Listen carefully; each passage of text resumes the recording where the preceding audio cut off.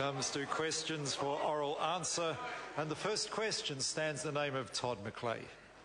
Thank you, Mr. Speaker. A question to the Minister of Finance. What recent reports has he received on the government's financial position? The Honourable Bill English. Excellent question.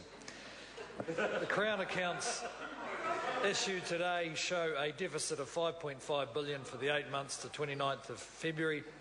The deficit is $395 million higher than the forecast at the pre-election update. This is due to a combination of factors. The Crown expenditure is $1.4 billion lower than expected, offset by lower than expected tax revenue, tracking $1.2 billion below forecast, and there is also a $500 million increase in EQC costs, mostly due to the 23rd of December earthquake. Todd McClay. Parliamentary question. Why have the latest estimates of EQC costs increased? The Honourable Bill English. Well, Mr. Speaker, most of it is related to the December 23rd earthquake, but alongside that we would expect to see fluctuations in the estimates for the costs of the earthquake to EQC and therefore to the government, because there's a massive information gathering exercise going on down there. In Christchurch there's something like 120,000 damaged houses, over 600,000 claims, and as EQC move through the process of understanding that damage in detail, working out, for instance, where there are duplicate claims, we can expect to see these numbers fluctuate fairly considerably. Todd McClay. Thank you, Mr. Speaker. What progress is the government making in keeping expenses under control? The Honourable Bill English. Well, Mr. Speaker, the Crown expenses are about $1.4 billion below forecast at $45 billion for the 8 months to February.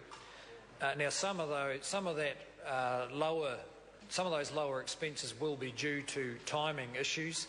That is, the expenditure hasn't occurred yet, but it will occur in the future. However, it does indicate, I think, that the tight focus on expenditure across the public service means that we're instilling some disciplines and maybe we'll end up spending a bit less than we expected. Todd McClay. How will Budget 2012 contribute to government's goal of returning to budget surplus by 2014-15? The Honourable Bill English.